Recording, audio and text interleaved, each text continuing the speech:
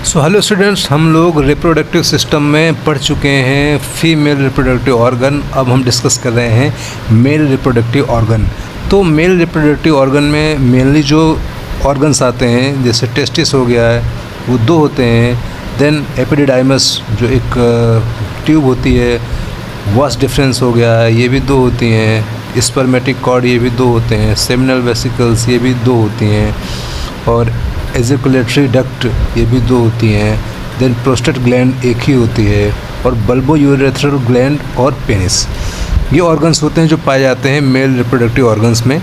अगर हम स्ट्रक्चर की बात करते हैं तो स्ट्रक्चर में देखते हैं कि यूरेटर कहाँ पर है, सेमिनल वेसिकल्स कहाँ है, प्रोस्टेट कहाँ पर है, वास डिफरेंस कहाँ है, यूरेथ्रा कौन सा है, और ये erectile bodies, then glands, then urogenital orifice, scrotum, then pubis bone, ठीक है, then anus, intestine, bladder, spinal column और टेस्टिकल्स। ये सब चीज़ें हमको डायग्राम में पता होनी चाहिए, प्लस इनका फंक्शन क्या है, इनका वर्क क्या है, ये भी सब चीज़ें पता होनी चाहिए।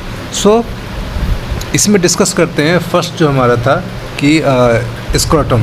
स्क्रोटम क्या है? Scrotum is a pouch like structure होता है, जो कि एक डार्क कलर्ड, एक जो इसकी मसल्स की स्किन की लेयर होती है, और ये चिकनी मांसपेशियों से और कुछ टिश्यूज़ में मिलकर बना होता है, ठीक है, और जो कि जिनको बोलते हैं स्मूथ मसल्स, है ना।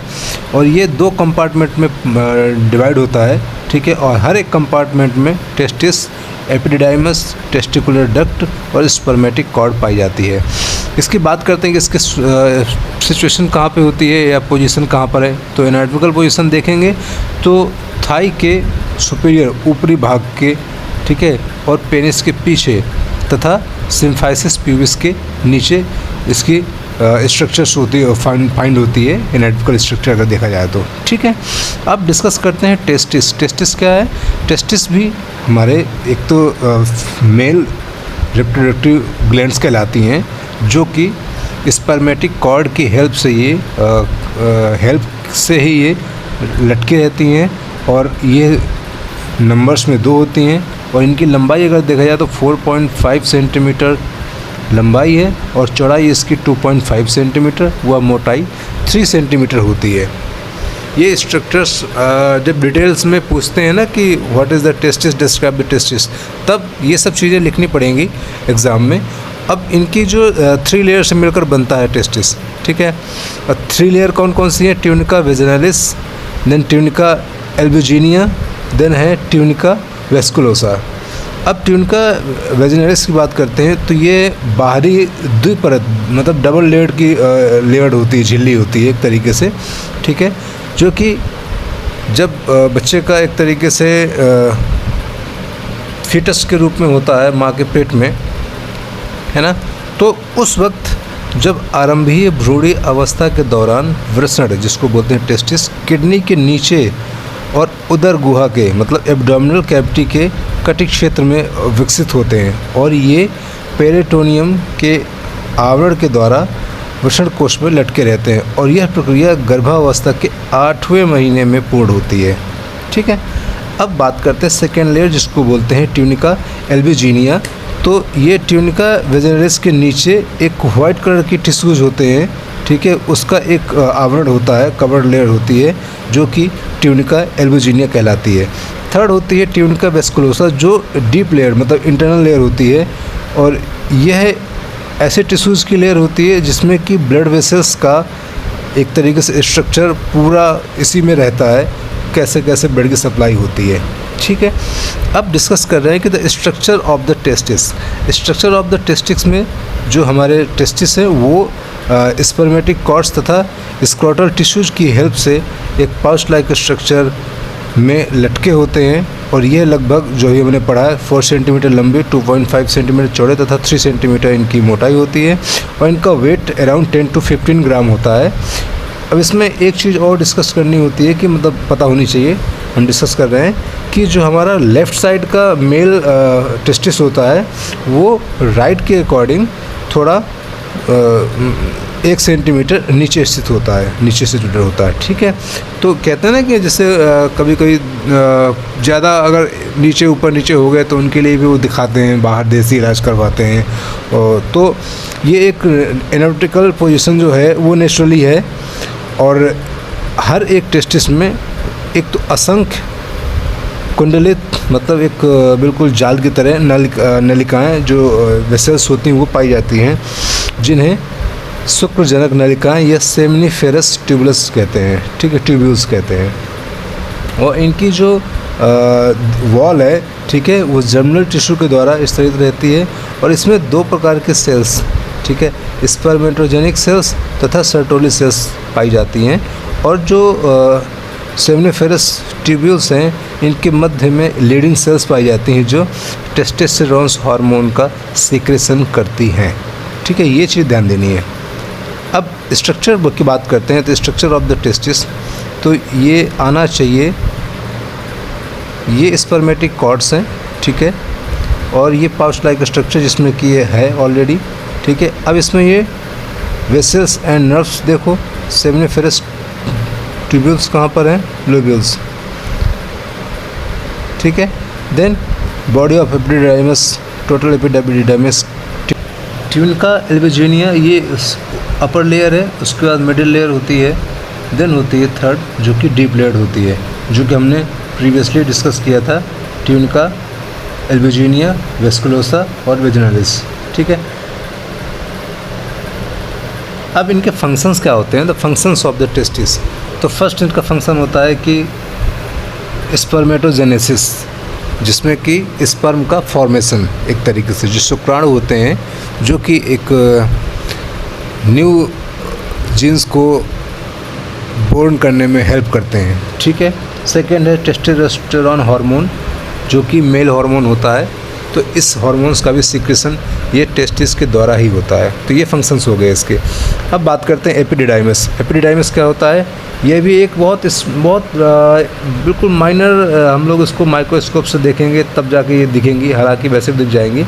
और ऐसी नलिकाकार संरचनाएं होती हैं जो कि टेस्टिस के पश्चिम मध्य भाग में आकर जुड़ती है, और इसमें जो स्पर्मेटोजेनिक ट्यूब्यूल्स होती हैं वो खुलती हैं, और इसमें प्रत्येक एपिडिडाइमस में सिर, काय, पुच्छ, मतलब कि ये आपका हेड, बॉडी और टेल्स एक तरीके से हैं, ये इस पार्ट में विभाजित होते हैं। ठीक है, अब जो सिर, मतलब जो ऊपर अपर पार्ट है उसका टेस्टिस का, वो उसके ऊपरी भाग में सम्मिलित अपवाहिक वाहिकाओं का बना होता, तथा बॉडी या काय भूषण के पृष्ठ भाग में नीचे की ओर फैली हुई संरचना होती है, और जो पीछे वाला भाग होता है उसमें सम्मेलन कम हो जाते हैं, तथा यह भाग ऊपर की तरफ मुड़कर शुक्रवाहिका या वास डिफरेंस या डिफरेंट डक्ट में मिल जाता है। ठीक है, इसके ही फंक्शंस क्या होते हैं कि ये स्पर्मेटोजोआ की परिपक्वता में सहायता प्रदान करता है, और यह शुक्राणुओं को रास्ता प्रदान करता है। इट मीन्स कि स्पर्म का निकलना भी एपिडिडाइमस के द्वारा ही होता है। ठीक है, अब डिस्कस करते हैं हम लोग वास डिफरेंस या डिफरेंट डक्ट। अभी जो हमने पढ़ा था कि इनसे शुक्रवाहिनियाँ होती हैं जहाँ से स्पर्म का आगे का मूवमेंट होता है, आगे निकलने के लिए उसको रास्ता मिलता है। तो एवरी टेस्टिस, प्रत्येक टेस्टिस में एपिडिडाइमस की कुछ ऐसी नालियाँ होती हैं, ठीक है, जिनके मध्य एक विस्फारित नलिकाकार संरचनाएं पाई जाती हैं, जिन्हें वास डिफरेंस कहते हैं या डिफरेंट डक्ट कहते हैं। ये संख्या में 2 होती हैं, और ये टेस्टिस के कोष से निकलकर इंग्वाइनल कैनाल के रास्ते उदर भित्ति, मीन्स आपका एब्डोमेन का जो लेयर है, एब्डोमेन की वॉल है, उसके निचले भाग में प्रवेश करती हुई स्पर्मेटिक कॉर्ड से स्वतंत्र होकर मूत्राशय के पश्च भाग में शुक्राशय की वाहिका से जुड़ जाती हैं। एक ही रास्ता, देखिए, अगर पेनिस है, पेनिस में से जो डक्ट होती हैं जिसमें से यूरिन भी पास आउट होगा, उसी में से स्पर्म का भी सिक्रेशन होता है। तो दोनों तरीके से काम करती हैं। ठीक है, अब जो एजोक्युलरी डक्ट कहलाती है, जो कि क्या करती है, ये जो भी मैंने बताया, एक ऐसी नाली होती है जिसमें से दोनों चीज़ों का सीक्रेशन होता है। एक तो आपका यूरिन का हो गया, देन हो गया आपका स्पर्म का। ठीक है। अब नसबंदी के दौरान डिफरेंस या शुक्र वाहिकाओं को काटकर सिरे से बांध दिया जाता है। ठीक है, ये डिफरेंस को, जिससे क्या होता है कि स्पर्म का सिक्रेशन नहीं हो पाता है, और आगे जब स्पर्म जाएगा ही नहीं तो नए बेबी का या नए फीटस का कोई भी फॉर्मेशन नहीं हो पाता है। अब बात करते हैं स्पर्मेटिक कॉर्ड। स्पर्मेटिक कॉर्ड क्या होती है कि जिसमें स्पर्म ट्रेवल करता है एक तरीके से। तो जो हमारा मेल का टेस्टिस होता है, ठीक है, उसकी जो नाली होती है एक तरीके से, वो भी इंग्वाइनल कैनाल से शुक्र ग्रंथ को जोड़ती है, तथा जो हमारा टेस्टिस है उसके दोनों और एक एक, जिसको बोलते हैं थैलोनमा स्ट्रक्चर होता है, जिसको बोलते हैं हम लोग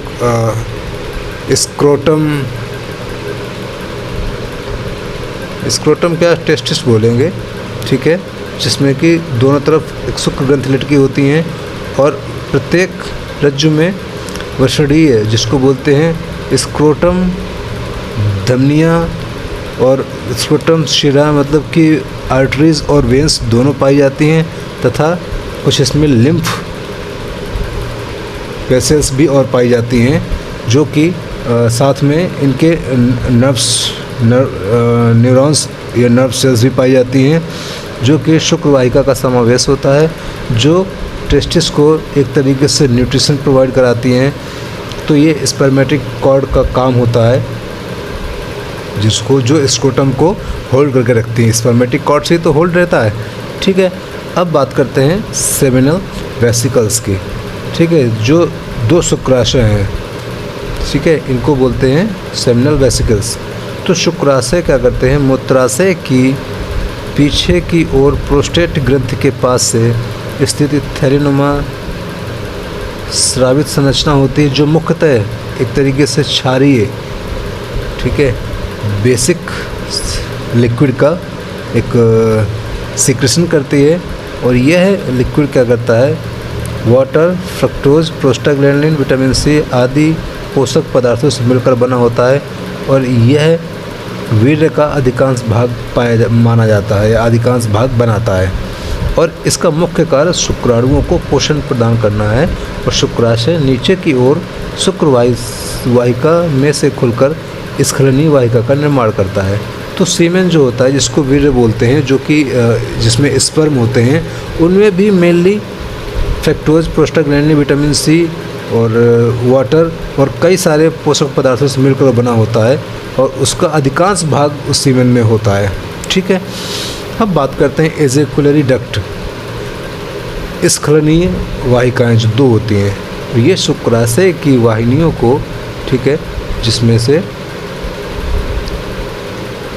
एम्पुला भाग के मिलने से बनती है, और यह प्रोस्टेट ग्लैंड के पश्च भित्ति से होकर गुजरती है। प्रोस्टेट ग्लैंड का जो पोस्टीरियर पार्ट है, पोस्टीरियर वॉल है, वहाँ में से होकर गुजरती है, और यह अंत में मूत्र भाग यूरेथ्रा में स्थित प्रोस्टेटिक यूट्रल छिद्र पर आकर मिल जाती है।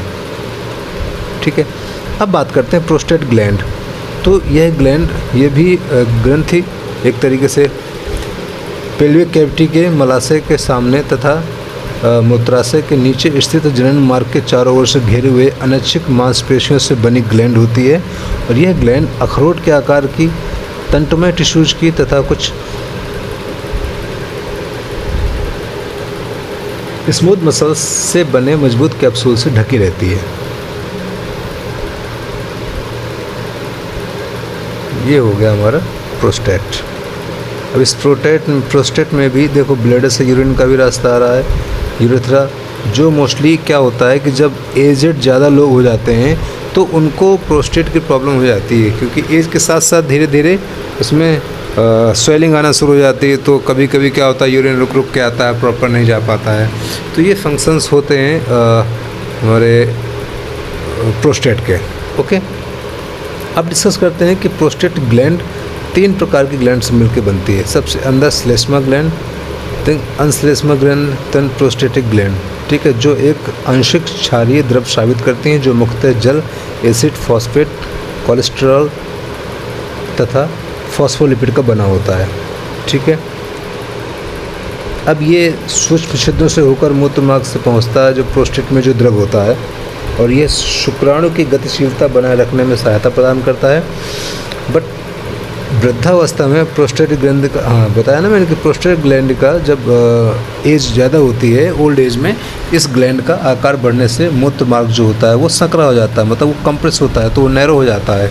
ठीक है, जिससे जो एजुकुलर एक तरीके से एजुकुलेशन होता है यूरिन का, उसमें बाधा उत्पन्न होती है। ठीक है, अब काउपरी ग्लैंड्स क्या होती हैं, जो काउपर्स ग्लैंड बोलते हैं, ये मटर के आकार की पीले रंग की ग्लैंड होती है, जो प्रोस्टेट ग्लैंड के नीचे तथा मूत्र मार्ग के दोनों ओर स्थित होती है, और यह मूत्र मार्ग के पीनियल पार्ट में खुलती है, जिसके द्वारा जो स्रावित जो स्पर्म है, ठीक है, उसके निर्माण में पार्ट भी लेता है, और यह तरल गाढ़ा चिपचिपा रंगहीन गंधहीन पदार्थ होता है, जो मूत्र मार्ग की अम्लीयता को नष्ट कर शुक्राणुओं को नष्ट होने से बचाता है। तो काउपरी ग्लैंड्स का ही, काउपर्स ग्लैंड का यही एक काम होता है कि जैसे स्पर्म भी गया, हालांकि यूरिन जो होता है एक तरीके से एसिडिक हो गया, और अगर उसमें से एसिडिक में से अगर स्पर्म भी गया, तो वो स्पर्म की क्वालिटी को या स्पर्म को डैमेज कर सकता है, नुकसान कर सकता है, उसको निष्क्रिय कर सकता है, तो उसको नष्ट होने से बचाता है। ये एक ऐसा पार्ट छोड़ता है, ऐसा लिक्विड छोड़ता है। ठीक है, तो ये पार्ट हो, ये इसका काम हो गया काउपरी ग्लैंड्स का। देन है पेनिस। पेनिस भी क्या है, नर में संभोग एवं मूत्रण हेतु जो अंग यूज करते हैं उसको शिश्न कहलाता है, और ये क्या करता है, एब्डोमेन के मूलाधार से संलग्न कोमल लचीला व स्पंजी ऑर्गन होता है, जिसके निम्न फंक्शन होते हैं। फर्स्ट तो हो गया आपका यूरिन एजुकुलेशन होता है, देन है स्पर्म को एजुकुलेट करना, आउट करना, या वीर को स्खलन।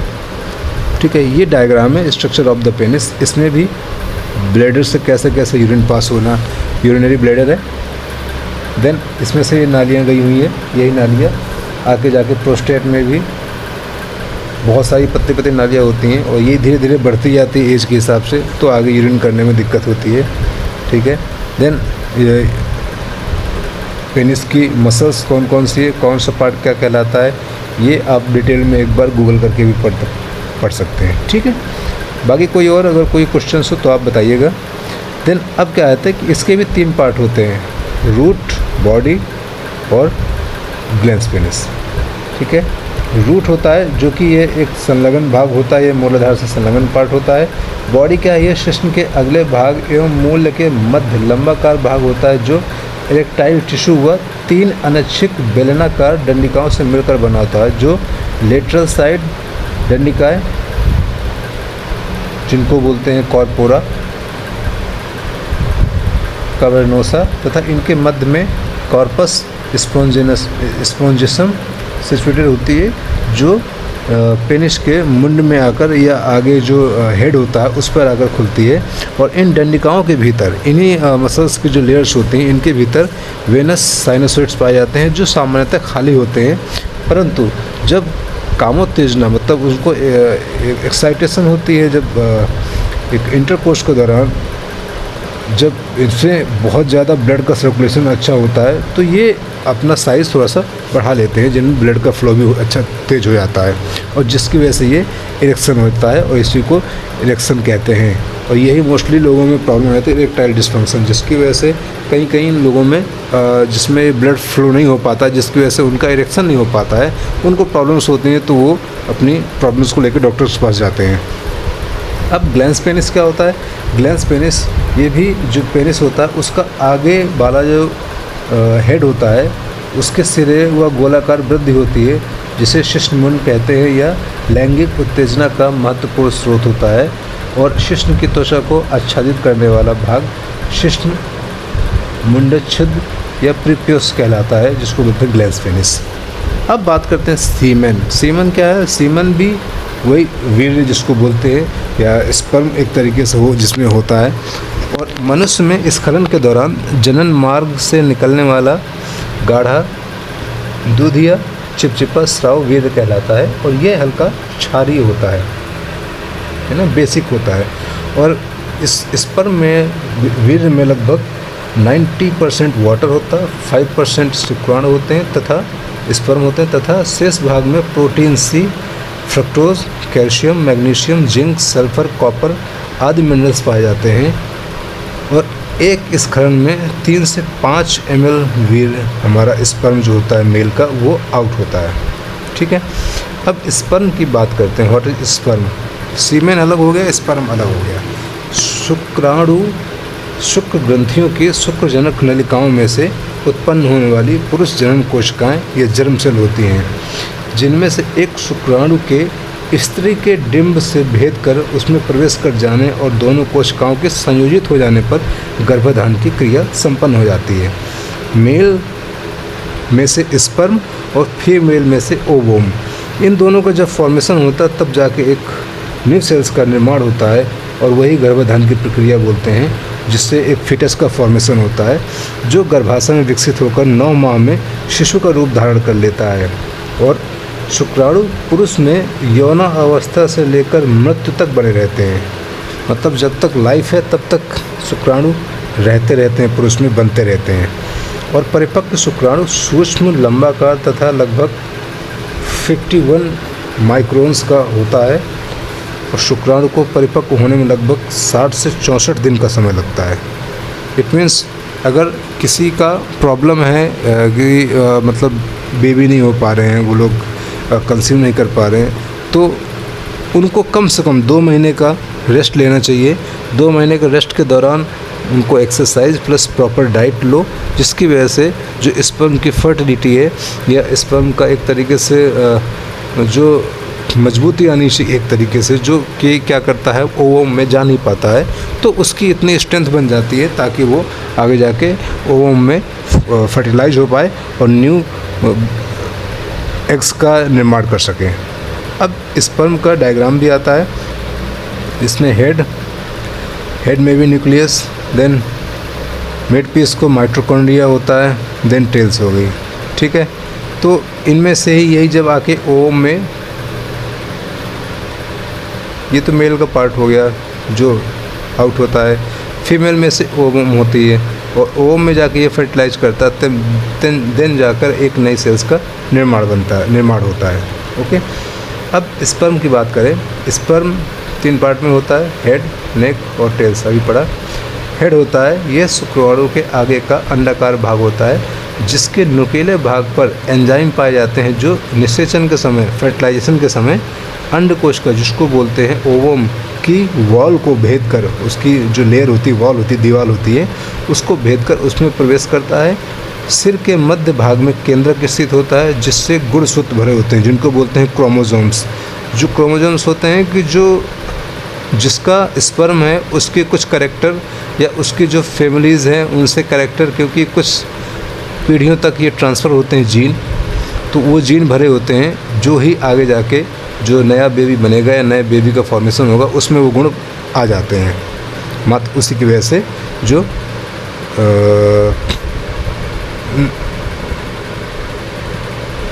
केंद्रक जो होता है, केंद्रक में जो पाया जाता है, नेक। अब नेक की बात करते हैं तो ये सिर के पीछे पतली संरचना होती है जिसमें माइटोकॉन्ड्रिया पाए जाते हैं, जो कि एनर्जी प्रोवाइड कराते हैं स्पर्म को तेज़ भागने के लिए। ठीक है, अब टेल्स होती है, यह ग्रीवा, नेक के पीछे पतली लंबी दुम होती है जो शुक्राणु को तैरने में हेल्प करती है। तो ये चैप्टर हो गया यही ख़त्म। अब हम नेक्स्ट चैप्टर है वो डिस्कस करेंगे, जिसको है नर्वस सिस्टम, और उसको जल्दी ही हम लोग डिस्कस करते हैं। देन जो ये शब्दावली है इसको हम पूरे चैप्टर क्लियर होने के बाद ही इसको आगे कंटिन्यू करते हैं। सो पूरी प्लेलिस्ट को देखिए, कमेंट्स कीजिए कुछ, और अगर मुझे कुछ अपडेट करना है तो आप बताइए मुझे, मैं उसको और अच्छे से अपडेट करने की कोशिश करूँगा। और जुड़े रहिए मेरे साथ, और आगे और भी बुक्स मैं लेके आऊँगा। एक्चुअली मुझे टाइम भी नहीं मिल पाता, लेकिन मैं भी ट्राई करता हूँ कि सबको घर बैठे सब कुछ फ्री में मिल सके और हिंदी में समझा सकूँ, क्योंकि कुछ लोग हिंदी कहते हैं, कुछ लोग इंग्लिश कहते हैं। बट ठीक है, अभी हिंदी में हम लोग डिस्कस करते हैं, देन मैं इसको इंग्लिश वर्जन भी, नई बुक इंग्लिश में भी मैं इसको एक्सप्लेन करूँगा।